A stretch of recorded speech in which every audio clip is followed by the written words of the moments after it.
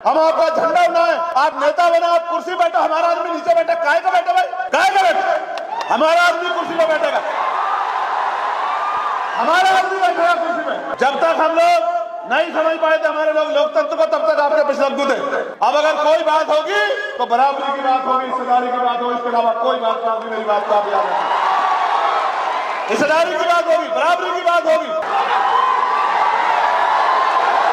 मेरा काम मनुवादियों को बजाना, ढपली बजाना नहीं। ये काम तो हमारा कोई भी कार्यकर्ता कर लेगा। मेरा काम है इस देश में मनुवाद, अंधविश्वास, पाखंडवाद, सामंतवाद का इलाज करना। इस नोट को देखो, इसका जो एक्चुअल वजन है उससे 3-4 गुना वजन है इसमें। कैसे बढ़ा पता है आपको? हमारे लोगों के पसीने से। ये हजारों मजदूरों के हाथ से निकल के आ रहा था। और ये देखो ये सिक्के, इनको कमाने में मेरे लोगों को सर से पैर तक पसीना आया होगा। देखो ये किसी गाँव में इकट्ठा करके, ये हीरे हैं मेरे लिए, ये मेरी माओ ने भेजे, मेरी बहनों ने भेजे, सर पे ईंट उठा के खेती करके इसलिए भेजे कि मैं इन पैसों से बड़े बड़े राजनीतिक दलों का मुकाबला करके सांसद बन जाऊं और लोकसभा में जाके जो बाबा साहब अम्बेडकर मान्यवर काशीराम साहब और महापुरुषों का अधूरा काम है उसको पूरा करा। मैंने ये पैसे जिस दिन देखे तो मैंने इनको खर्च नहीं किया, मैंने इनको उठा के रख लिया। इसलिए रख लिए कि मुझे याद रहे कि मैं किन के नोटों से और किन के वोटों से सांसद बना। सभी संतों, गुरुओं और महान पुरुषों को नमन करता। महामानव तथागत युग से लेकर जगत गुरु सतगुरु रविदास जी महाराज, भगवान वाल्मीकि महाराज, गुरु नानक देव, संत कबीर, गुरु घासीदास जी,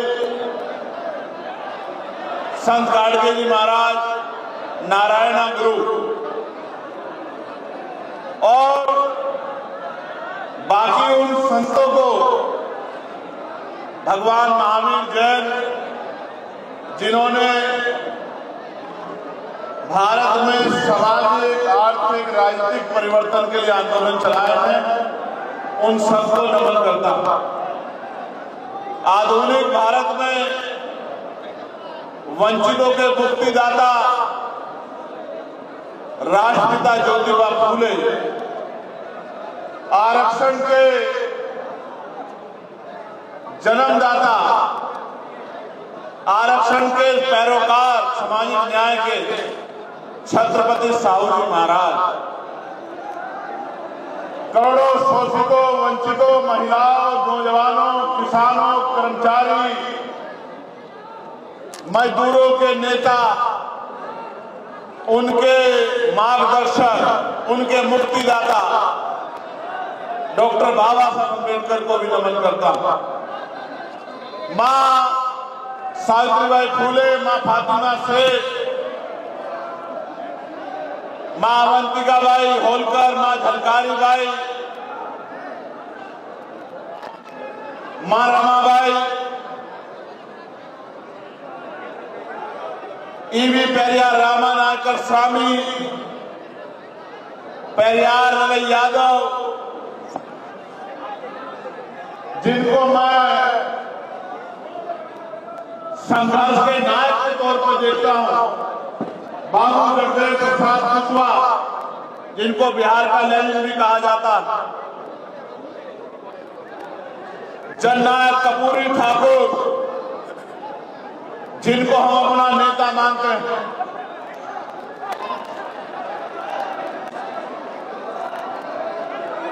महामना रामसु वर्मा, चौधरी महाराज सिंह भारती,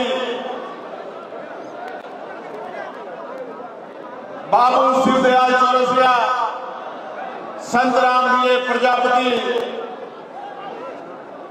बर्मानंद लोधी जी, मान्यवर दीना भाना वाल्मीकि और मान्यवर साहब श्री काशीराम जी को भी नमन करता था। और अगर बिहार में आके श्रद्धेय बाबू जगजीवन राम को भी आप याद नहीं करते तो ये एक बहुत बड़ा धोखा हो जाएगा। तो मैं बाबू जगजीवन राम साहब को भी नमन करता हूं, उनको भी याद करता हूं, क्योंकि उनका योगदान भी कम नहीं है। जितना योगदान उनका है, हाशिए पे पड़े समाज को सरकारी नौकरी देके जिस तरह से उन्होंने खड़ा किया है, ये भी कोई और शायद नहीं कर पाता। या ये कहिए कि संकल्प के किसी और नेता को इतना मौका ही नहीं मिला कि वो इस तरह का प्रयास को आगे बढ़ाता। मुझे एक पर्ची दी गई है जिसमें लिखा गया है कि भोजपुरी के ये 2 शब्द मैं जरूर कहूं। का हाल बा? ठीक बाबू साहब। और ये मैं समझता हूं कि ठीक तो नहीं। जब तक बिहार में एनडीए की सरकार रहेगी तब तक ठीक कैसे रहेगा मुझे बताओ। तो आप कह रहे हैं ठीक है, अच्छी बात है, लेकिन मैं मानता हूं कि ठीक नहीं है, ठीक करना पड़ेगा। फिर मैं यहां से शुरू करूंगा कि संघर्षों के साए में घनघोर जवानी पलती है और इतिहास उधर गुजरता है जिस ओर जवानी चलती है। आज का ये महान दिन जिसमें मुझे और आपको यहाँ इकट्ठा होने का मौका मिला है, मैं आज इस विशेष दिन पर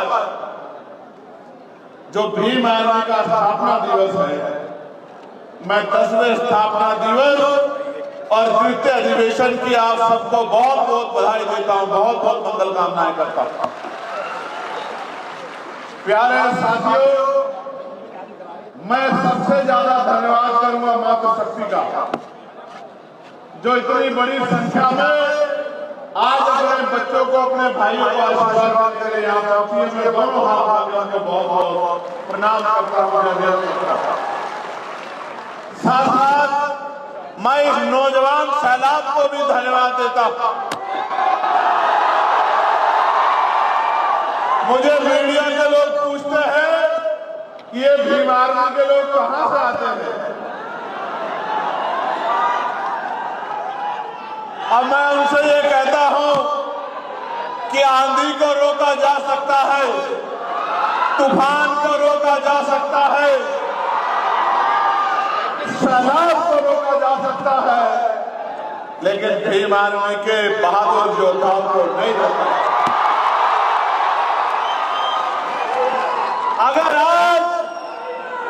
अगर आज मैं यहां खड़ा हूं और बिहार की धरती पे खड़ा होकर बोल रहा हूं, अगर आज मैं लोकसभा का भारत की सबसे बड़ी पंचायत का मेंबर हूं, उसका श्रेय अगर किसी को जाता है तो भीम आर्मी के बहादुर साथियों को जाता है। मैं इस मंच का भी धन्यवाद करूंगा। बहुत दिन पहले दिल्ली में बैठकर फैसला लिया गया। सीनियर टीम ने मुझसे कहा कि आपको बोध गया जाना है, बोध गया को मुक्त कराना है, बोध गया की शक्ति, बोध गया की ताकत को बौद्धिस्टों के हाथ में देना है। तो मैंने इनसे कहा कि एक बड़े आंदोलन की जरूरत है, और ये तय हुआ कि जून में 12 जून को 12 मई को एक बड़ा आयोजन होगा और तो लाखों लोगों को लेके हमें बोध गया पहुंचना। लेकिन फिर देश में वार आ गई। हमारा देश पहलगांव का हमला हमारे लोगों पर हुआ। बताया गया कि धर्म पूछ के मारा गया, और ये किसी भी कीमत पे बर्दाश्त करने योग्य नहीं था। इसलिए वो परमिशन कैंसिल कर दी गई, वो कार्यक्रम कैंसिल कर दिया गया। और बाद में जब ये लग रहा था, मीडिया ने तो ऐसा माहौल बनाया कि ऐसा लगा कि पाकिस्तान नक्शे से ही खत्म हो जाए। मैं मैं धन्यवाद दूंगा भारत की महान मीडिया को, बहुत बहुत धन्यवाद। जो काम सरकार नहीं कर पाए आपने टीवी चैनल के माध्यम से कर दिया। इस्लामाबाद पहुंच गए हैं, रावलपिंडी पहुंच गए हैं, कराची पहुंच गए हैं। वहां के जो आर्मी चीफ थे हसन मुनीर, अगर थोड़ी देर और उनको मौका मिल जाता तो शायद हसन मुनीर को पाकिस्तान छोड़ने निकल जाता। मैंने भी अपने साथियों को फोन किया कि भाई सिचुएशन नहीं है, कश्मीर में तो प्लॉट मिलेगा या मिलेगा, लेकिन पाकिस्तान को जरूर जाना। शेड्यूल ट्राइब पेपर में जिन लोगों को जमीन नहीं है उनको जमीन भी दिलाने का काम हम लोग करेंगे। मीडिया के चैनल पे बैठे एक्सपर्टों ने तो इस तरह का माहौल बनाया, ऐसा लगा कि यहां से घुस गए हैं, सूत्रों द्वारा पता लगा यहां से घुस गए हैं। मैं ये कहता हूं कि अगर वॉर भी ना हो, क्योंकि वॉर किसी देश के लिए अच्छी बात नहीं है, वॉर में जान जाती है, आर्थिक नुकसान होता है, बंटवारे होते हैं, दूरियां पैदा होती है, लेकिन अगर मीडिया का बस चले तो ये वॉर करवा दे। इसलिए उस दिन मैंने महान मीडिया के आगे प्रणाम किया और ये तय किया कि इनकी सारी बातों पे भरोसा नहीं करना। प्यारे साथियों, आज हम ये अधिवेशन जो मैंने आपको विषय बताया कि 12 मई को जो कार्यक्रम होना था वो नहीं हो पाया क्योंकि वॉर जैसी सिचुएशन बन गई थी, तो सीनियर कमेटी ने तय किया कि हम लोग अधिवेशन बिहार में करेंगे। और पूरी कमेटी, क्योंकि हमारे यहाँ लोकतंत्र है, पूरी कमेटी ने डिसाइड किया तो हम लोगों ने इस बात को माना कि अधिवेशन बिहार में होगा और अधिवेशन बिहार के भी बोधगया में होगा। लेकिन फिर से बोधगया में इतना बड़ा हॉल नहीं मिला क्योंकि अधिवेशन खुले में नहीं होता, अधिवेशन तो हॉल में ही होता, कोई हॉल नहीं मिला इतना बड़ा और फिर परमिशन को भी दिक्कत हुई। तो मैं सबसे पहले धन्यवाद दूंगा बिहार की पूरी टीम को, भाई हमारे ज्योति जी को, भाई जौहर साहब को, रितेश जी को,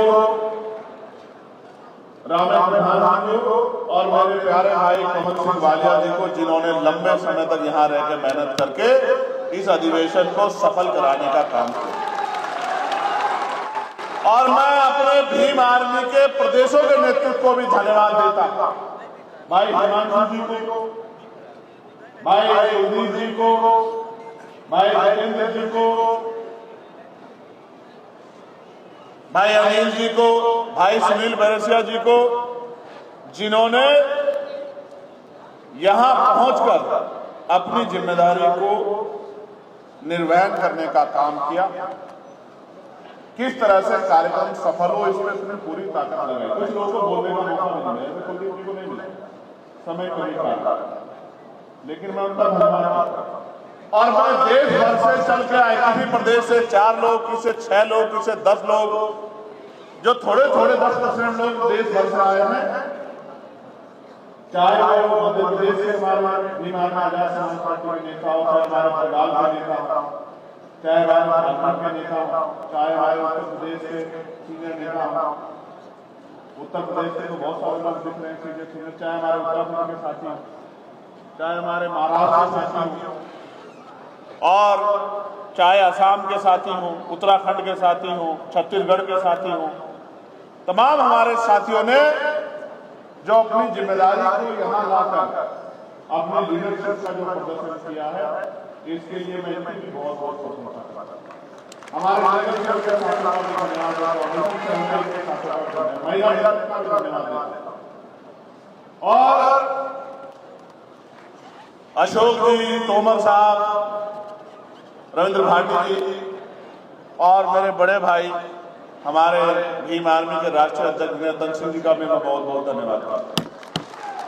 मैं ये भी कह सकता हूं कि अगर विनय भाई नहीं होते तो भीम आर्मी का कारवा इतना मजबूत नहीं हो पाता। मैं इस बात को बड़े पूरे दिल से कहता हूं, क्योंकि व्यक्ति के कार्य की कदर होनी चाहिए। मैं मीडिया बंधुओं का भी धन्यवाद देता हूं। प्यारे साथियों, मैं भीम आर्मी के विषय में कुछ चीजें आपके सामने रखना चाहता हूं। भीम आर्मी कहां बनी, कैसे बनी, इस पर मैं चर्चा नहीं करना चाहता, क्योंकि मोस्टली चीजें आप लोग जानते हैं जो लोग काम करते हैं।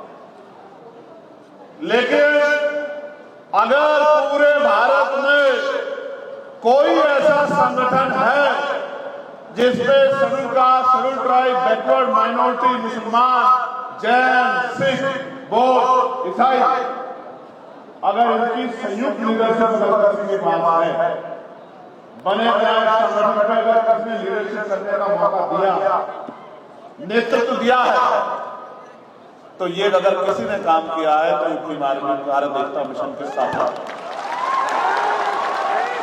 हमारे यहाँ जो अमर ज्योति जी हमारे नेता नेतृत्व करते हैं, वहीं राजस्थान में जितेंद्र अठवाल साहब नेतृत्व करते हैं। ये बात मैं क्यों कह रहा हूं? क्योंकि आपको पता होना चाहिए कि एक ऐसा संगठन और एक ऐसे समय में बना है 2014 में, जब देश के अंदर भारतीय जनता पार्टी की सरकार हुकूमत पे आई और भारतीय संविधान पे खतरा मंडरा रहा था। मैं जो बात कह रहा हूं चैलेंज के साथ कह रहा हूं, संविधान को हाथ में पकड़ने वाला कोई व्यक्ति नहीं था, एक भी व्यक्ति नहीं था। दलितों पे, पिछड़ों पे, मुसलमानों पे जुल्म होता था, बहन बेटियों के साथ रेप हत्या होती थी, मारकर लटकाया जाता था, राजस्थान के लोग जुल्म जाते अन्याय अत्याचार होता था, किसानों के साथ, नौजवानों के साथ, पहलवानों के साथ, कर्मचारियों के साथ। और बड़े बड़े नेता डर के क्या तो एनडीए में घुस गए या राजनीति को कमजोर करके पीछे बैठ गए। अगर कोई था जिसको जान की परवाह नहीं थी, जिसको अपने मान की परवाह नहीं थी, जिसको अपने बच्चों की परवाह नहीं थी, जिसको अपने परिवार की परवाह नहीं थी, जिसको परवाह थी तो भारतीय संविधान की, जिस संगठन के नाम से पीछे लिखा जाता था कि भीम आर्मी संविधान का रक्षक है, अगर एक आदमी कोई थी तो वो भीम आर्मी, इसके अलावा कोई नहीं। कहीं भीम आर्मी का नेतृत्व, कहीं भीम आर्मी का नेतृत्व किसी प्रदेश में शेड्यूल कास्ट की कोई और जाति करती, तो कहीं दूसरी जाति करती, कहीं तीसरी जाति करती, कहीं चौथी जाति करती। ये एक ऐसा संगठन है जिसके अंदर सामाजिक न्याय है। कहीं इसकी रखवाली, इसका नेता पासवान समाज का व्यक्ति, कहीं इसका नेता वाल्मीकि समाज का व्यक्ति, कहीं इसका नेता पासी समाज का व्यक्ति, कहीं इसका नेता चमार समाज का व्यक्ति, कहीं इसका नेता महार समाज का व्यक्ति। ये बात मैं क्यों बता रहा हूं? जहां संघर्ष करने की योग्यता पैदा हुई है, वहां भीम आर्मी ने नेतृत्व देने का काम किया, बड़े बड़े। इसलिए बात आपको बतानी थी कि भीम आर्मी एक जाति, एक धर्म, एक स्थान का संगठन नहीं है। भीम आर्मी भारत के 140 करोड़ लोगों में जो संविधान को मानने वाले लोग हैं, उनका अपना संगठन है, उनकी अपनी शक्ति है, उनकी अपनी ताकत है। और आप जानते हो देश भर में कोई आंदोलन ऐसा नहीं है जिस लड़ाई को भीम आर्मी ने लड़ने का काम किया और समय समय पे दिल्ली में अपनी शक्ति दिखाकर ये बताने का काम किया। हमारे कर्नाटक के लोग बैठे, तेलंगाना के लोग बैठे, तमिलनाडु के हमारे बैठे, समय समय पर बताने का काम किया है कि हम मिट तो सकते हैं लेकिन झुक नहीं सकते। ये शक्ति पैदा की है भीम आर्मी ने। प्यारे साथियों, ये आपके सामने जो बोल रहा है चंद्रशेखर, अगर इसको राष्ट्रीय अंतर्राष्ट्रीय पहचान अगर किसने दी है तो भीम आर्मी भारत एकता मिशन है। टाइम्स मैगजीन में अगर इसका नाम छपा है आपके छोटे से कार्यकर्ता का, दुनिया के 100 उभरते नेताओं में अगर किसी कार्यकर्ता के भीम आर्मी के नाम छपा है तो भीम आर्मी की देन। लेकिन आपने भी उसको साबित करके दिखाया है कि इस बार लोकसभा में अपना प्रतिनिधित्व भेजकर अपनी आवाज को उठाने वाला भेज के आपने भी ये साबित करके दिखाया है कि जो टाइम्स मैगजीन ने कहा था कि आपका कार्यकर्ता भीम आर्मी का चंद्रशेखर जो देश का अकेला उभरता हुआ नेता है, उस आवाज को आपने पार्लियामेंट में भेजने का काम किया। इसके लिए भी मैं आपको बहुत बहुत बधाई देता हूं। हमारे नगीना के लोग भी यहाँ हैं, दोनों हाथ उठा के नगीना के लोगों का धन्यवाद कीजिए एक बार जरा। बोलो धन्यवाद नगीना। मैं तो चाहता था एक हमारे पत्रकार मित्र यहां से लड़ रहे थे, आप उनको भी लोकसभा भेज देते, लेकिन आप भेज नहीं पाए। तो लोकसभा नहीं भेज पाए तो विधानसभा भेज देना। प्यारे साथियों, मुझे आपसे बहुत जरूरी बातें करनी है। ये फूल मेरे आपके बीच में कांटे तो नहीं बन रहे? नीचे वालों को दिख रहा हूं ना? ये फूल हट सकते हैं क्या भाई? आपके मेरे बीच में कोई नहीं आना चाहिए। आराम से फूल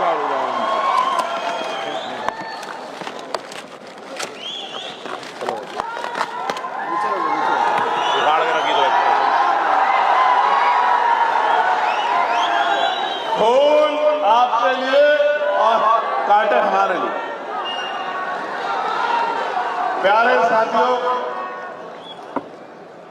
2-3 बहुत महत्वपूर्ण बातें आपसे कहनी है। आपके लिए, आपको दिखाने के लिए कुछ लेके आया। इसमें कुछ है, दिखाऊंगा। ऐसा नहीं कि आपने जो बात एकदम कह दी पूरी कर दूं, ऐसा नहीं, समय पे दिखाऊंगा। भीम आर्मी के साथियों से मुझे कहना, अपनी लीडरशिप से मुझे कहना, अनुशासन हमारी शक्ति है। हमारा अनुशासन इस स्तर का होना चाहिए कि भले ही वो हमसे नाराज हो, भले ही वैचारिक रूप से हमारा विरोध हो, लेकिन इस बात को जरूर कहे अपने लोगों में बैठकर कि भीम आर्मी जैसा अनुशासन किसी और संगठन के पास नहीं। ये बात हमें अपने अंदर पैदा करनी है। हालांकि मैं आपके अनुशासन पर टिप्पणी नहीं कर रहा हूं, लेकिन फिर भी मेरी इच्छा है कि देश का सबसे अनुशासित संगठन भीम आर्मी को होना चाहिए। भीम आर्मी एक ब्रांड है या नहीं, ये बताओ, बताओ है या नहीं, ये बताओ। मैं उसका उदाहरण बताता हूं। 2022 में जिन लोगों को काम न करने की वजह से हमने निकाल दिया था उत्तर प्रदेश में, दिल्ली में, जो नेता किसी पार्टी के नेताओं से, अपने पार्टी के नेताओं से नहीं मिलते थे, उन्होंने भीम आर्मी के निकाले गए कार्यकर्ताओं के साथ बैठ के 2-2 घंटे बात की। ये भीम आर्मी की ताकत है। और यहां भी जिन लोगों को हमने काम न करने की वजह से निकाल दिया था, उन लोगों को भी दूसरी राष्ट्रीय स्तर की पार्टियों के नेताओं ने ऐसे हाथ मिला के खुद ज्वाइन कराया, जिनको हमारे यहां से निकाला गया। तो इस देश में अगर नेतृत्व का निर्माण हो रहा है, मजबूत कार्यकर्ता का ही निर्माण हो रहा है, जो ना पुलिस से डरता, ना कानून के झूठे शिकंजे से, ना जेल से, ना मुकदमे से, वो भी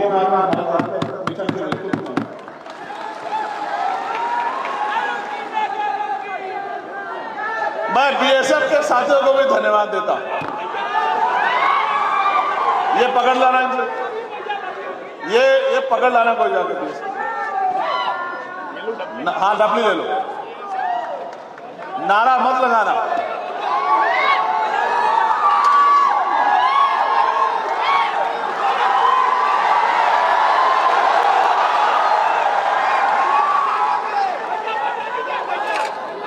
मेरा काम मनुवादियों को बजाना, ढपली बजाना नहीं।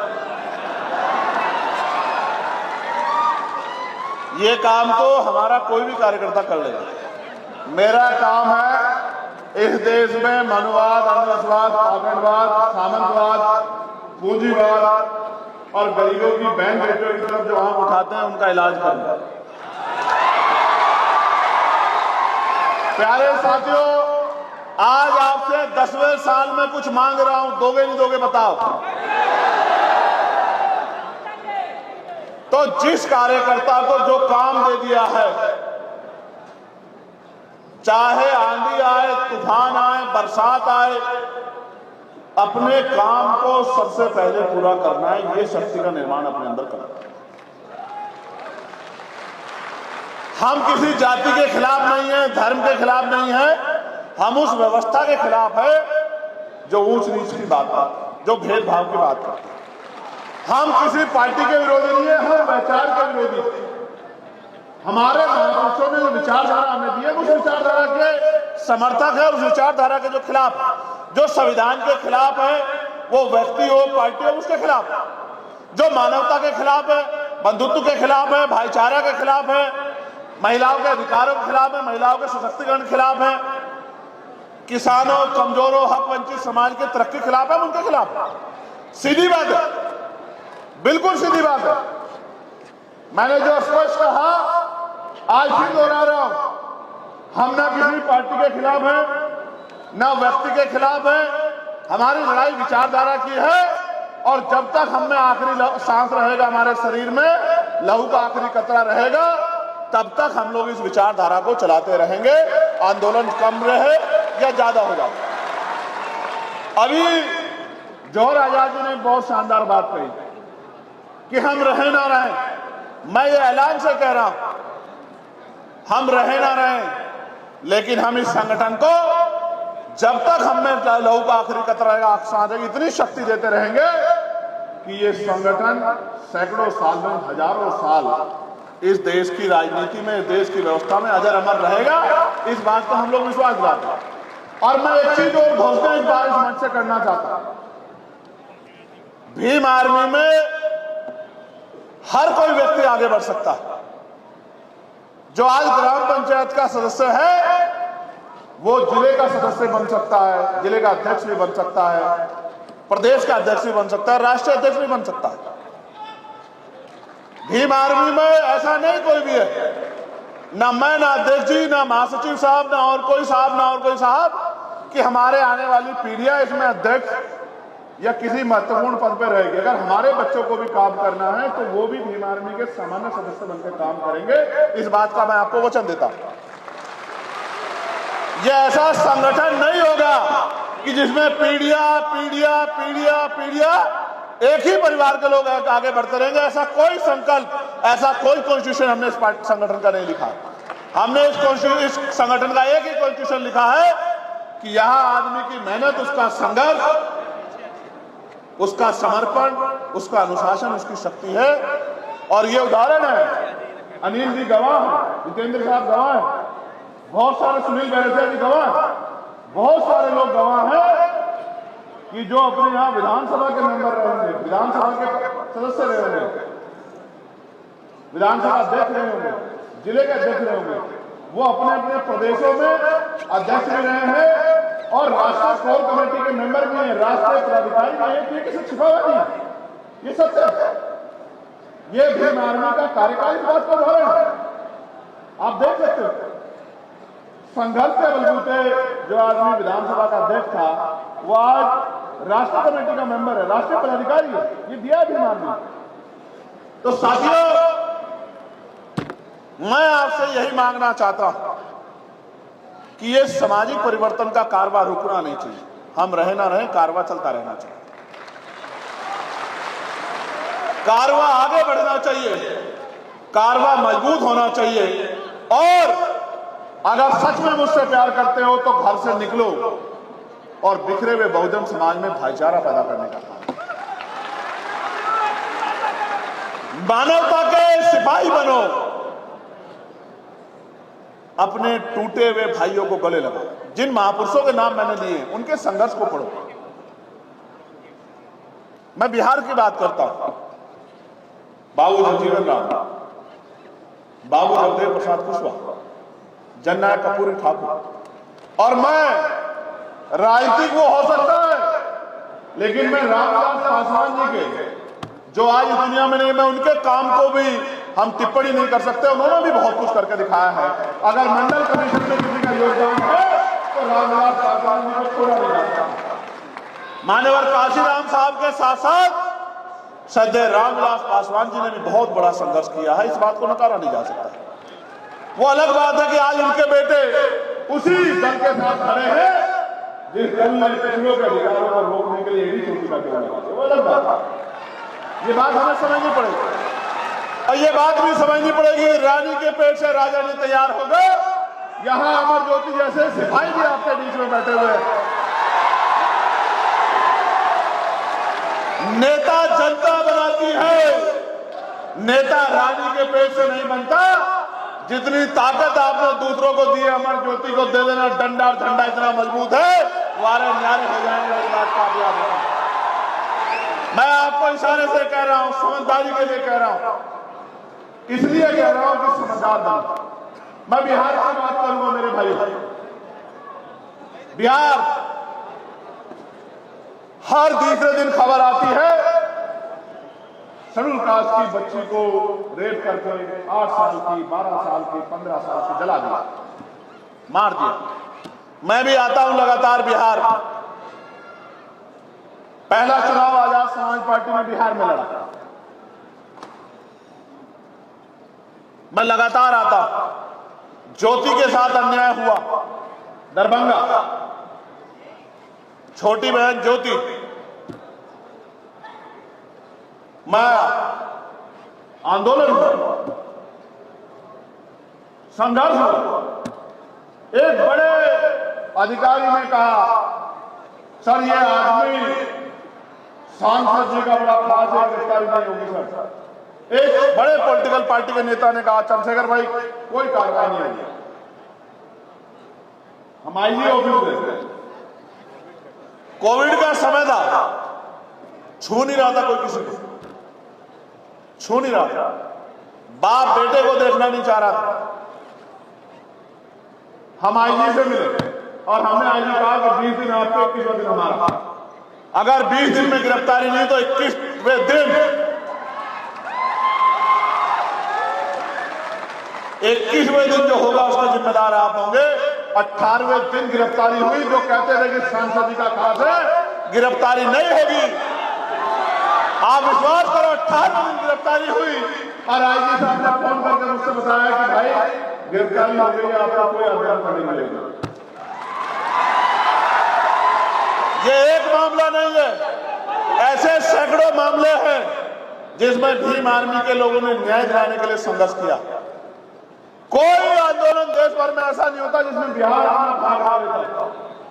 कोई बंद बुलाया जाए, कुछ भी बुलाया जाए, सबसे पहले पटना में भीम आर्मी के बहादुर नौजवान खड़े होते, बंद में अपना योगदान देते। और ये बात मैं बिहार के इसलिए कर रहा हूं कि आज हम बिहार की धरती पे हैं। लेकिन मैं आपको कहना चाहता हूं, राजस्थान के कितने मामले हैं, अनिल जी और अटवाल साहब यहाँ कितने मामले हैं, जितेंद्र मेघवाल, इंद्र मेघवाल, ओम प्रकाश रागर, कितने मामले, हर जुर्म के खिलाफ लड़ाई लड़ी है भीम आर्मी ने। मध्य प्रदेश के कितने मामले हैं, भैरसिया जी आए, अस्ते जी आए, विद्रोही जी आए, कितने मामले हैं जिनमें लड़ाई लड़ी है भीम आर्मी ने। एक इतना बड़ा आंदोलन किया था 12 फरवरी को, 5 लाख लोग जुटाए थे, सरकार की नींद हराम कर दी थी एक दिन में। भीम आर्मी में बहुत शक्ति है भीम आर्मी के अंदर। बस उस शक्ति से भविष्य में क्या निर्माण करना है सोच लो। अगर आपने वोट की ताकत से चंद्रशेखर आजाद को लोकसभा में नहीं भेजा होता, मेरे भाइयों, मेरी बहनों, मेरी माओ, मेरे प्यारे साथियों, तो क्या पार्लियामेंट में आपकी आवाज उठाने वाला था कोई? ईमानदार से बताओ। जो लोग ये कहते हैं कि आजाद समाज पार्टी ये कर रही है, वो कर रही है, मैं उन सब से पूछना चाहता हूं, क्या कभी जब कमजोरों पे जुल्म होता है, उनके बच्चों को, उनके घरों को, उनकी जमीन छीन जाती है, उनको मारा जाता है, किसी को दर्द होता है? जो लोग कहते हैं भीम आर्मी तक तो ठीक था लेकिन आजाद समाज पार्टी नहीं बनानी चाहिए थी, तो आप मुझे बताओ ईमानदार से, दिल पे हाथ रख के बताओ, जब तक भीम आर्मी थी कौन सा राजनीतिक दल हमारा समर्थन करता था? बताओ जरा, हाथ उठा दो। आप जो कह दोगे मान लूंगा। आप बताओ कोई राजनीतिक दल था जो कहता था कि ये नौजवान, ये बच्चे हमारे यहाँ समाज के लिए लड़ रहे? बताओ ईमानदारी से, था कोई? मजाक उड़ाते थे, आरोप लगाते थे, आपके आंसुओं पे हंसते थे। लेकिन जब आजाद समाज पार्टी नाम का दल आया तो अच्छे की नींद उड़ गई। और कुछ लोग चले थे कहते थे पार्षद नहीं बन पाएंगे, सभासद नहीं जीत पाएंगे, चेयरमैन नहीं जीत पाएंगे। और जैसे जनता ने कहा कि अहंकार अच्छा नहीं होता और जनता ने वोट की चोट दी और आपका ये कार्यकर्ता सांसद बन गया, सबके मुंह बंद हो गए ऑटोमेटिक। इसको दिखाओ, लेना आप लगा दो।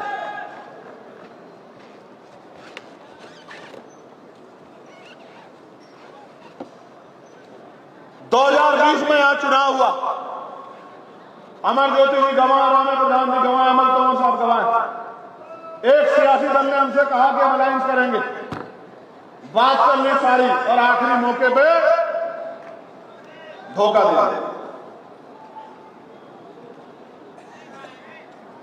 क्यों दे दिया? क्योंकि उनको लगता है कि ये गुलाम है, ये इसको हराने के लिए हमें वोट करेंगे, उसको हराने के लिए हमें वोट करेंगे, अपनी जान बचाने के लिए हमें वोट करेंगे, ये उनको लगता है।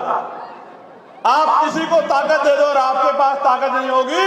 सांसद तो विपक्ष के बहुत सारे हैं, अगर आपका सांसद नहीं होता, बताओ कोई आपकी आवाज उठाता क्या? बताओ, जोर से उठाता क्या? उत्तर प्रदेश में भी हमने मिलकर लड़ने की बात कही। उत्तर प्रदेश से भी एक पार्टी ने हमसे वादा किया, आखिरी टाइम में हमारे पीठ में छुरा हुआ। हमने सब पे भरोसा किया और उन्होंने सबने पूरी कोशिश की कि इस संगठन पे, इस पार्टी पे आरोप लग जाए कि ये फलानी की बी टीम है, इसकी बी टीम है, उसकी बी टीम है। इसलिए आपसे कह रहा हूं, जब से भीम आर्मी के कार्यकर्ताओं ने संविधान हाथ में उठाया, बड़े बड़े नेता संविधान लेके घूमने लगे, कहीं संविधान की रक्षा करेंगे, संविधान की रक्षा करेंगे। ये भीम आर्मी की देन है। अगर आज किसी पर जुल्म होता है तो विपक्ष के दौड़े दौड़े भागते हैं कि हम पहले पहुंच जाए, हम पहले पहुंच जाए, हम पहले पहुंच जाए, फोटो खिंचवा ले। ये भीम आर्मी की देन है। कोई नहीं चाहता था किसी के मरे में, किसी की तकलीफ में। बहुत सारी पार्टियों ने तो बैन लगा दिया था, किसी के दुख सुख में नहीं जाना है। ये भीम आर्मी की देन है। इसलिए आपसे कह रहा हूं, बहुत जिम्मेदारी से कह रहा हूं, कोई जीते कोई हारे, आपके मुद्दों पे तब तक बात नहीं होगी जब तक आपका प्रतिनिधित्व नहीं होगा। इसलिए बिहार के मेरे भाइयों, हमें अपनी तरफ देखना है। अगर सब लोग इतने अच्छे होते तो बाबा साहब अम्बेडकर पार्टी क्यों बनाते? बाबा साहब ने पार्टी क्यों बनाई? उस समय बहुत सारी पार्टियां थी, कांग्रेस थी, लेफ्ट थे, अकाली दल थे, मुस्लिम लीग थे। बाबा साहब ने पार्टी क्यों बनाई? क्या बाबा साहब समझदार नहीं थे क्या? बताओ, उनके जितना विद्वान तो कोई नहीं था ना। आज भी ये बात प्रासंगिक है या नहीं है? मैं गया था अभी अमेरिका, कोलंबिया यूनिवर्सिटी में लगी है statue, symbol of knowledge, doctor Baba Saheb Ambedkar लगी है नॉलेज स्टैचू, मैंने देखी है। तो आप समझिए बाबा साहब ने पार्टी क्यों बनाई? क्योंकि बाबा साहब ये जानते थे कि जब तक हमारे हाथ में ताकत नहीं होगी, हमारी समस्याओं को कोई नहीं बोलेगा। बाबा साहब चले गए, आखिरी पार्टी बाबा साहब ने मसौदा तैयार किया आरपीआई का। आरपीआई काम करने लगी, लेकिन आरपीआई के जरिए बहुत बड़ी शक्ति नहीं बनी राजनीतिक हमारी। मान्यवर काशीराम साहब ने मोर्चा लिया, उन्होंने दल बनाया। क्या मान्यवर काशीराम साहब कमजोर थे या गैर जिम्मेदार थे या बाबा साहब के विरोधी थे? नहीं, ना बाबा साहब अम्बेडकर के विरोधी थे, ना कमजोर थे, ना ही किसी की टीम थी। वो तो साइंटिस्ट थे, साइंटिस्ट। उन्होंने अपनी नौकरी छोड़ी, अपना परिवार छोड़ा, समाज को समझाने निकले, राजनीतिक पार्टी बनाई, सामाजिक संगठन बनाया, कर्मचारियों का संगठन बनाया। और अगर आज आजाद समाज पार्टी मैदान में है तो वो इसलिए मैदान में है क्योंकि आजादी के 75-76 साल बाद भी हमारे लोग अपने आंसू नहीं सुनते हैं। ये बिहार में आप अच्छी तरह जानते हैं। क्या बिहार का नौजवान पलायन नहीं करता है? क्या बताओ साथियों, करता है नहीं करता है? सबसे ज्यादा मजदूर कहां से जाते हैं देश में? क्यों ये मजदूरों का प्रदेश है क्या? सबसे ज्यादा आईएएस भी यहां से जाते हैं और सबसे ज्यादा मजदूर भी यहां से। क्यों? इसलिए जाते हैं क्योंकि यहां की सरकारों को फर्क नहीं पड़ता। और ये किसी एक पार्टी की बात नहीं है, इससे पहले भी सरकारें रही, सबके लिए कह रहा हूं, सबके राज में पलायन हुआ। और मैंने तो कोरोना काल देखा है, हिमांशु जी बैठे हैं, महेश जी बैठे हैं, मेरे आज भी याद है दिल्ली में जब कोरोना काल था तो मजदूरों को निकाला गया था, बस स्टैंड पर जगह नहीं थी, रेलवे लाइन बंद थी, रेल नहीं चल रही थी। किसी सरकार पे या यहाँ की हो या दिल्ली की, आपको भट्टा भेजने के लिए रेल की व्यवस्था नहीं थी जो आज पूर्ण व्यवस्था निकाल था। हमने तो अपनी आंखों से देखा, इधर से डंडा मारती थी पुलिस, उधर भाग जाते थे, उधर से डंडा मारते इधर को भाग जाते थे।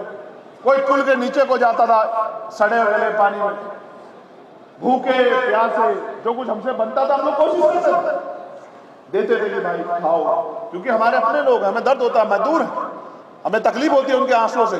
कोई अपने बच्चे को बैग पे लटका के पैदल पैदल आ रहा है, कोई ट्रेन के आगे आके मर गया, कोई प्यास से मर गया, कोई पूछने वाला नहीं था। ये जिंदगी है मजदूरों की। और आप देखो इन वर्गों में 80% मजदूर है आज भी। बिहार में मैं गया हूं, जब बाढ़ आती है 3 महीने किस तरह के हालात होते हैं। क्या ऐसा हो गया है? एक तरफ हम चांद पे चले गए, मंगल की तस्वीरें भेज रहे हैं, दूसरी तरफ हम बिहार में बाढ़ का इलाज। क्यों? क्योंकि बाढ़ का नाम पर हर साल पैसा आता है, आपदा के नाम पे उस पैसे से अपने घर भरे जाते हैं। ये सबके सामने मैं आपको बहुत जिम्मेदारी से कह रहा हूं, कुछ दिखाना चाहता हूं आपको, देखना चाहते हैं, देखना चाहते हो, जब आप दोनों हाथ उठाओगे तभी दिखाऊंगा। ये महिलाओं के हाथ नहीं उठे तो इसलिए मैं नहीं दिखा रहा हूं भाई। अच्छा उठ गए, उठ गए। आपको हीरे दिखाता हूं, हीरे देखने, ऐसा ना हो हीरे देख के ईडी वाले आ जाए, इनकम टैक्स वाले आ जाए, और आए और जाए, क्या करे, जो अपने पास है वो तो दिखाना पड़ेगा ना भाई। हम पे जो है वो आपका है। ये हीरे आए हैं कवई, अजनपुर विधानसभा, आलापुर, अंबेडकर नगर, ये हीरे वहां से आए। और ये दूसरे हीरे भी अंबेडकर नगर के हैं, और ये तीसरे हीरे भी अंबेडकर नगर के हैं। और ये हीरे भेजे हमारे लिए, हमारे परिवार के लोगों ने। यहां तो भारतीय राजनीति में सब कुछ अमीरों के लिए है, गरीबों के लिए कुछ नहीं है। अमीर का बेटा प्रधान बनेगा, अमीर का बेटा चेयरमैन बनेगा, अमीर का बेटा जिला पंचायत का अध्यक्ष बनेगा, अमीर का बेटा विधायक बनेगा, अमीर का बेटा सांसद बनेगा, सब कुछ अमीरों के लिए। ये हीरे हैं जो मुझे दिए गए थे, दिख नहीं रहे ना वहां से?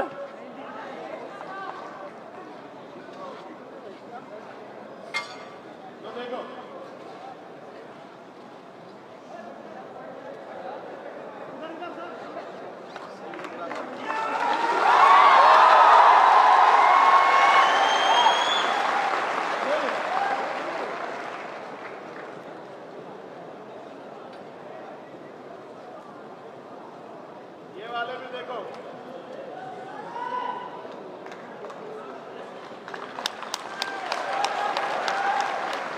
ये क्यों दिखा रहा हूं पता है आपको? मैं बताता हूं ये हीरे कहां से आए, कब आए। ये हीरे आए तब जब मैं चुनाव लड़ रहा था लोकसभा का, अंबेडकर नगर के लोगों ने भेजे। ये देखो, इस नोट को देखो, इसका जो एक्चुअल वजन है उससे 3-4 गुना वजन है इसमें। कैसे बढ़ा पता है आपको? हमारे लोगों के पसीने से। ये हजारों मजदूरों के हाथ से निकल के आ रहा था। और ये देखो ये सिक्के, इनको कमाने में मेरे लोगों को सर से पैर तक पसीना आया होगा। देखो ये किसी गांव में इकट्ठा करके, ये देखो कितने प्यार से 1-1 रुपए के सिक्के, 2-2 रुपए के सिक्के भेजे मेरे लिए। ये हीरे, ये देखो, दिखे कैमरे वाला, दिखाओ भाई, दिखे नहीं दिखे? ये हीरे हैं मेरे लिए। ये मेरी माओ ने भेजे, मेरी बहनों ने भेजे, सर पे ईंट उठा के, खेती करके इसलिए भेजे कि मैं इन पैसों से बड़े बड़े राजनीतिक दलों का मुकाबला करके सांसद बन जाऊंगा।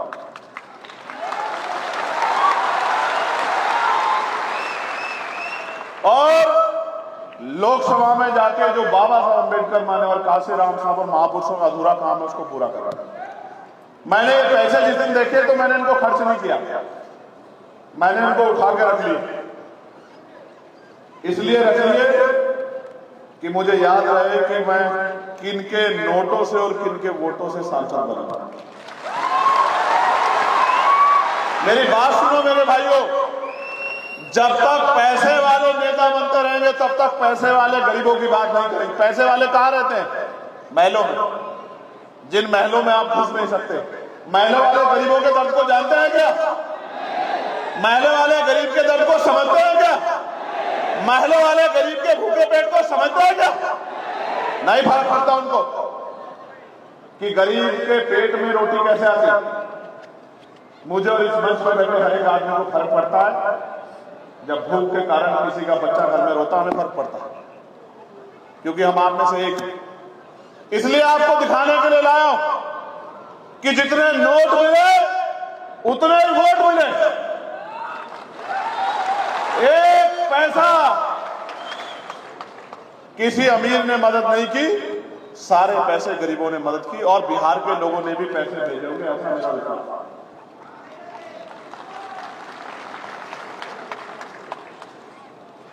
जौहर साहब, अमर ज्योति साहब,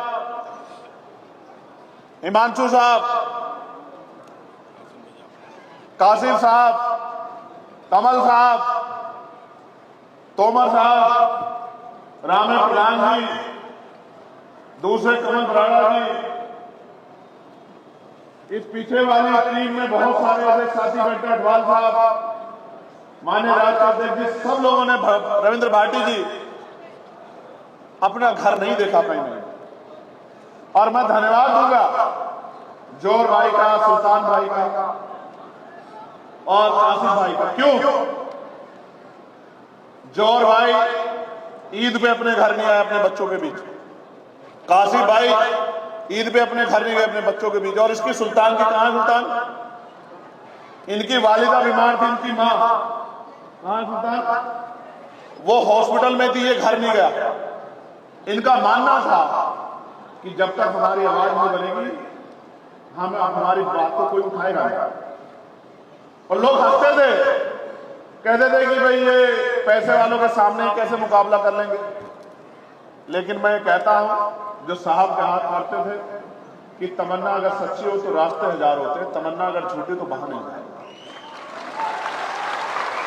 ये सच्ची तमन्ना है जो जेल से नहीं डरती। 16-16 महीने जेल काटी लेकिन उफ नहीं कहा। ये सच्ची तमन्ना है जिसने 250 लाठियां खाई लेकिन कभी आपके स्वाभिमान को कमजोर नहीं पड़ने दिया। सच्ची तमन्ना है जिसके दांत तोड़ दिए गए, जिसकी रीढ़ की हड्डी में, मैं सच कह रहा हूं, घबराना मत, मरने वाला नहीं वो भी और हिलने वाला भी नहीं। याद रखना मेरी बात को। पिछले 3 दिन से हालात है कि बैठ नहीं पा रहा हूं। आज हवाई जहाज का सफर कैसे किया मैं जानता हूं इस बात को, और मेरे साथी जानते हैं। लेकिन ये दर्द मुझे नहीं रोक सकता। मैं फिर आपसे कह रहा हूं, जब इससे भी पेट नहीं भरा तो गोलियां चलाई, गोलियों से भी बच गया, गोली से भी नहीं मरा। उस दिन ये समझ में आया कि ये जन्म सिर्फ पैदा होके रोटी खा के और दोबारा जन्म खत्म होने के लिए नहीं मिला, ये जन्म कुछ करके दिखाने के लिए मिला। लोग कोरोना से मर गए, खांसी जुकाम बुखार से मर गए, और अगर गोली भी आपके भाई का सीना नहीं चीर पाई, आपके भाई की सांस नहीं खींच पाई, तो उस दिन समझ आया कि किसी चीज से डरना नहीं है, आगे बढ़ते रहना। आपको कह रहा हूं बिहार के मेरे भाइयों, हिम्मत जुटाओ, ताकत बनाओ, जितनी बड़ी संख्या में यहां आए हो, अगर सच में मुझसे प्यार है, भीम आर्मी से प्यार है, आजाद समाज पार्टी से प्यार है, तो घरों से निकलो, अपने अपने गांव में भाईचारा बना के समाज को तैयार करो और बड़े बड़े राजनीतिक दलों को उखाड़ के फेंक दो, आजाद समाज पार्टी को ताकत। और कह रहा हूं बहुत जिम्मेदारी से, लोग कहते थे अकेला चंद्रशेखर पार्लियामेंट में क्या करेगा, बोल भी नहीं पाएगा, भीड़ में छिप जाएगा, कोने में घुस जाएगा। बताओ अकेला चंद्रशेखर आपको दिखता ही नहीं दिखता है पार्लियामेंट में? कल चलेगी भाइयों पार्लियामेंट, देख लेंगे। अगर 543 में आपका अकेला सांसद नहीं दिखाई दिया, तब कहना कि भाई हमने जो वोट दे के ताकत बनाई थी वो कमजोर रह गई। इसलिए आपसे कह रहा हूं कि 543 में एक बनाया, यहां 243 है। मेहनत करके अपने इतने लोग जिता लो कि असेंबली में आपकी लड़ाई लड़ सकते। और लड़ाई कैसे लड़ी जाती है ये तो मैं इनको सिखा ही रहा हूं पार्लियामेंट में, लेकिन असेंबली में पूरे बिहार को सिखाएंगे कि लड़ाई कैसे लड़ी जाती है। आप ये सोचो, जो जेल से नहीं डरते, जो मुकदमों से नहीं डरते, जो लाठी से नहीं डरते, जो गोली से नहीं डरते, उनसे ज्यादा आपकी लड़ाई लड़ने का जज्बा किसके अंदर हो सकता है? सोचो। जहां एक तरफ लोग सीबीआई से डर जाते हैं, ईडी से डर जाते हैं, इनकम टैक्स से डर जाते हैं, आप बताओ एसआईआर के जरिए क्या आपके वोट के अधिकार को यहां छीना जा रहा है, नहीं छीना जा रहा है? बताओ, छीना जा रहा है, छीना जा रहा है। आपको रक्षा करनी पड़ेगी अपने वोट की, आपको अपने वोट की रक्षा करनी पड़ेगी, एक एक आदमी को जागरूक करना पड़ेगा। वोट हमारा हथियार है, बाबा साहब ने हमें वोट हथियार के तौर पे दिए। इस हथियार का प्रयोग कैसे करना है ये हमें पता होना चाहिए। हम पे अगर सबसे मजबूत हथियार कोई है तो वो क्या है? वोट। इस लोकतंत्र में अगर अमीर हमारे घर तक आता है, अमीर कैसे आता है? बड़ी सी गाड़ी से चल के, और फिर हमारी छोटी सी गाड़ी गली में उतर के हमारे टूटे से मकान में, झोपड़े में आता है। क्यों आता है? क्योंकि हम बार बार वोट, जितनी वोट हमारे पास नहीं रही। ये बाबा साहब अम्बेडकर को धन्यवाद करो सब लोग कि अगर बाबा साहब अम्बेडकर वोट का अधिकार नहीं दिलाते तो ये जो अपने आप को पैसे वाले समझते हैं, ये आपकी बस्तियों में घुसने नहीं आते मेरे भाइयों। आज अगर ये आते हैं, किसी को चाची कहते हैं, किसी को ताई कहते हैं, किसी को बुआ कहते हैं, किसी को बहन कहते हैं, आपके पैरों पे हाथ लगाते हैं, आपके बीच में बैठकर खाना खाते हैं, कीचड़ में घूमते हैं, इस वोट की वजह से कि ये वोट आपसे नहीं लिया। आप ये सोचो, आप इतने लंबे समय से इनको वोट देते हैं, आपका क्या बना? तो जब तक आपका कुछ नहीं बनेगा फिर करोगे क्या मेरे प्यारों? बताओ इस बार कुछ बनाओगे नहीं बनाओगे? पक्का बताओ, बनाओगे नहीं बनाओगे? और बिहार वालों एक बात और हमसे सीख लो, बिहार में आप अपनी मेहनत से बना लोगे, हम लोग भी आपके साथ आके मदद करेंगे, लेकिन उत्तर प्रदेश में इस बार हम लोग काया पलट के रखने में मेरी बात को आगे। और उत्तर प्रदेश की गूंज आप तक आ रही है नहीं आ रही है? कुछ सामाजिक संगठन, कुछ मीडिया के लोग कहते थे कि भीम आर्मी आजाद समाज पार्टी पश्चिम की पार्टी। अभी आजाद वालों ने बताया नहीं, बताया कहां की पार्टी है? बताया नहीं, बताया नहीं, बताया। चाहे विरोध में, आलोचना में लिखा हो, मीडिया ने, इसी मीडिया ने लिखा ना कि 5,000 कार्यकर्ता एक तरफ, 10,000 कार्यकर्ता एक तरफ, ये कहां से आए कार्यकर्ता? आप बताओ, आप पैसे पाए हो क्या?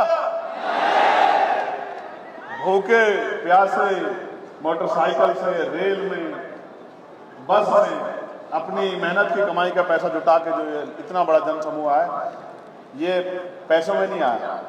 जो पैसों में आया हाथ खड़ा कर दे।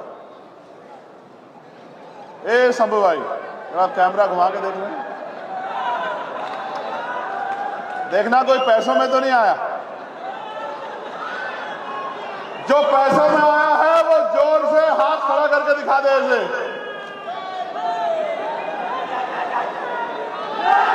और जो अपने संगठन को ताकत देने, अपनी ताकत दिखाने आया, जरा एक बार जय भीम का नारा लगा दो।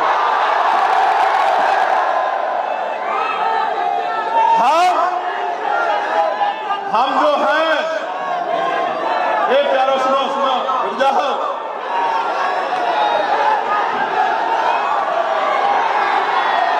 हम जो हैं वो इनकी वजह से। शांत हो जाओ, शांत हो जाओ। ये भी प्रदर्शन करना है, बताना है कि हम अनुशासित कितने हैं। बैठ जाओ अपने जगहों पर। इस पूरे पंडाल में हमारा व्यक्ति भी खड़ा होना चाहिए अगले 1 मिनट के अंदर, चाहे कोई जगह मिले बैठ जाओ, जमीन पे, कुर्सी पे, कहीं स्टैंड में, जहां मिल जाए बैठ। ये भी बता दो, ये भी पता लगना चाहिए, जो लोग कहते हैं कि अनुशासित नहीं है, उनको पता होना चाहिए कि ऐसा अनुशासन भी किसी के अंदर नहीं है जैसा भीम आर्मी के अंदर। एक भी नौजवान कहीं खड़ा ना रहे, बैठ जाओ। कपड़ों की परवाह मत करो, मैं जानता हूं मेरे प्यारो, कपड़े वपड़े कोई अहमियत नहीं रखते आपके लिए। मीडिया के लोग रहे, पुलिस के लोग रहे, मंच पे भी जो है वही बैठ जाओ, सभी के लिए उधर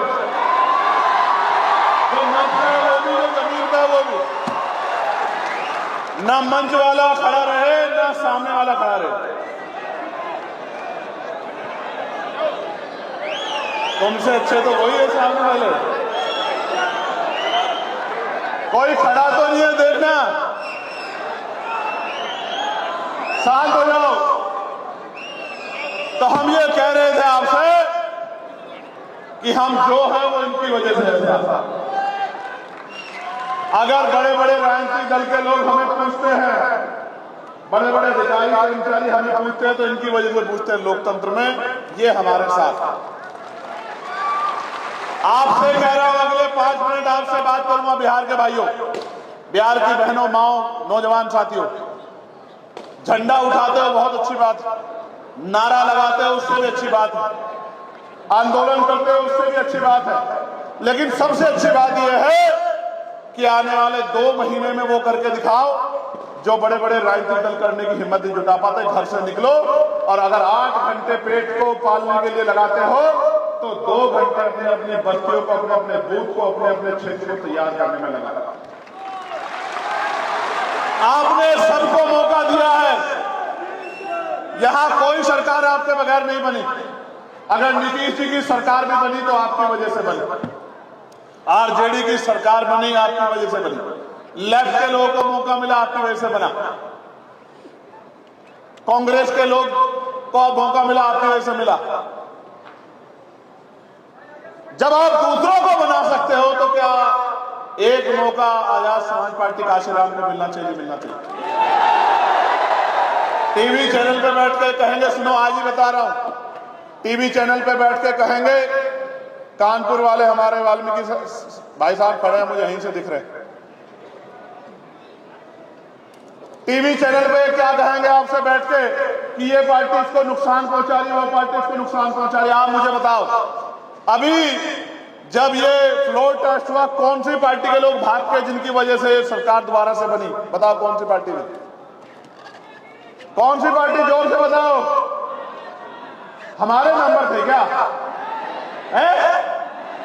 हमारे मेंबर भागा क्या? हमारे मेंबर को भगा सकता है क्या कोई?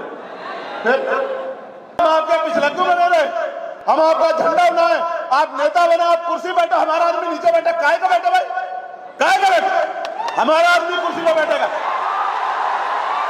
हमारा आदमी बैठेगा कुर्सी पे। जब तक हम लोग नहीं समझ पाए थे हमारे लोग लोकतंत्र को, तब तक आपके पिछलग्गू थे। अब अगर कोई बात होगी तो बराबरी की बात होगी, हिस्सेदारी की बात होगी, इसके अलावा कोई बात नहीं होगी। मेरी बात को आप याद रखें, हिस्सेदारी की बात होगी, बराबरी की बात होगी, पॉलिसी की बात होगी।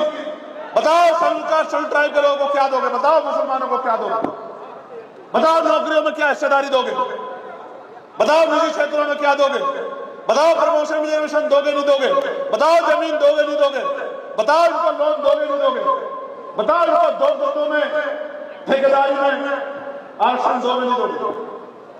हम कहीं वोटर हैं क्या? हमेशा वोटर बने रहेंगे? हम सबको बनाएंगे, सब हमारी वोट से बनेंगे। और जब हमारे बच्चों के भविष्य का मामला आएगा, जब हम पे अन्याय अत्याचार कोई नहीं बोलेगा। कांग्रेस पार्टी को यहां बीजेपी की सरकार यहां अत्याचार दिखेगा, कर्नाटक में नहीं दिखेगा।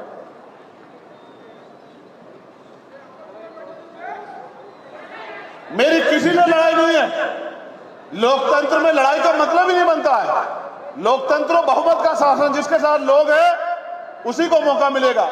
हमारी सीधी बात यह है, हम थे सबसे पहले शख्स, बिहार के साथियों, हम थे जो नीतीश जी के पास गए, जिन्होंने कहा कि आपको महागठबंधन बनाना चाहिए सर, आपको ये दल, ये गठबंधन छोड़ के आपको इधर आके इस गठबंधन का नेतृत्व करना चाहिए, आपको महागठबंधन बनाना चाहिए और उत्तर ये भारत में 2024 इसका तख्ता पलट करना चाहिए। हम थे जो राजा साहब गवाह, हम गए थे, हम गए उनके पास, हमने कहा करेंगे, देखेंगे, ये करेंगे, वो करेंगे।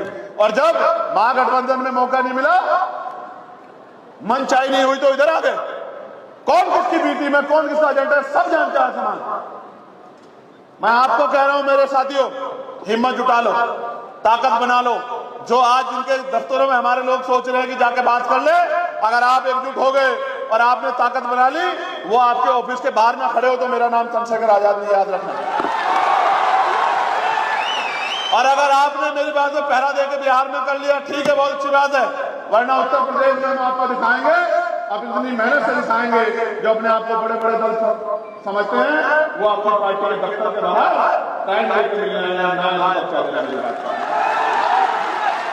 मैं आपको कहना चाहता हूं, बताओ हीरे बंद कर लूं नहीं कर लूं? नजर लग जाएगी इनको। इन हीरो को छुपाना पड़ेगा, वरना सीबीआई वाले, ईडी वाले, इनकम टैक्स वाले आ जाएंगे, कहेंगे हीरे निकालो।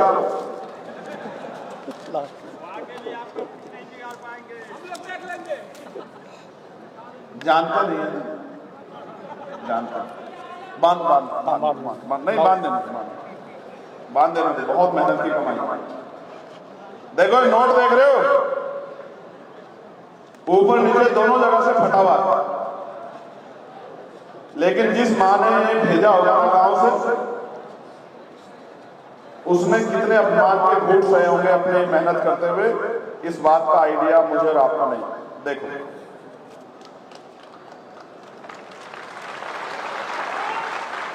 इसमें 100 से लेके और 1 रुपए तक का सिक्का है, यानी कि जो 100 रुपए कमाता है वो भी साथ है, और जिसके घर में खर्च के बाद 1 रुपया बचता है वो भी साथ है। अगर मेरी बात नहीं मानोगे तो चुनाव के बाद फिर मुझे फोन करोगे, भैया मार दिया, भैया जला दिया, भैया लूट लिया, भैया ये हो गया, भैया वो हो गया, भैया आ जाओ, भैया ये कर दो, भैया वो कर दो। ऐसी नौबत मत आने देना मेरे यहाँ। मुझे तो अगर मेरे खून का एक एक कतरा मांगोगे तो दे दूंगा। आज कह रहा हूं, किसी को भरोसा ना हो तो यहीं चेक कर लो। अगर उठ कह दिया खून के नाम पे, तब तो कह देना कि चंद्रशेखर आजाद जबान तो फिर गया। लेकिन आज आपको कह रहा हूं, ताकत नहीं बनाओगे, अपनी वोट से कामयाबी नहीं प्राप्त करोगे तो क्या होगा पता है? फिर रेप होगा, हत्या होगा, लूट होगी, भर्तियों में घोटाले होंगे, नौकरी नहीं मिलेगी, रोजगार नहीं मिलेगा, जमीन नहीं मिलेगी, मार पड़ेगी।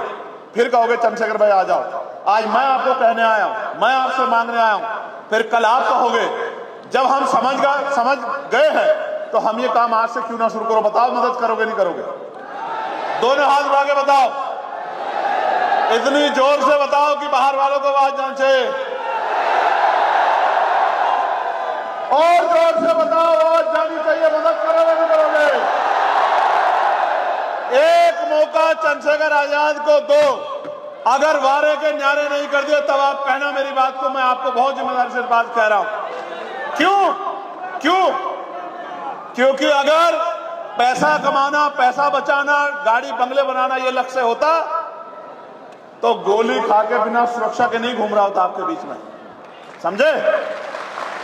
मैं आपका धन्यवाद देता हूं भीम आर्मी की पूरी स्टेट की टीम का, जिले के पदाधिकारियों का, जिले के अध्यक्षों का बहुत बहुत धन्यवाद मैं देता हूं। यहाँ के नेतृत्व को सलाम करता हूं और जिन शासन ने यहाँ अपना योगदान दिया, समय दिया, आर्थिक मदद की, मैं उनको भी बहुत बहुत धन्यवाद देता हूं। और ये उम्मीद और अपेक्षा आपसे करता हूं कि आप अब रुकोगे नहीं, इस बार 2025 के विधानसभा चुनाव में अपनी ताकत बना के दिखाओगे। दिखाओगे नहीं दिखाओगे? बहुत बहुत, मेरा फोन देना, बहुत बहुत धन्यवाद। कई सारे मामले मेरे पास आए। MES अभ्यर्थी न्याय के लिए दफ्तर दफ्तर गुहार लगा रहे हैं, दफ्तर दफ्तर गुहार लगा रहे हैं। यहां के नेताओं को ये गुहार सुनाई नहीं दे रही है। प्यारे भाइयों, आप हमें ज्ञापन दे दो। एक बहुत महत्वपूर्ण बात कहनी है, बैठ जाओ अपनी जगह पे, वापस बैठ जाओ। बहुत महत्वपूर्ण बात याद आ गई, इसलिए फोन लिया था।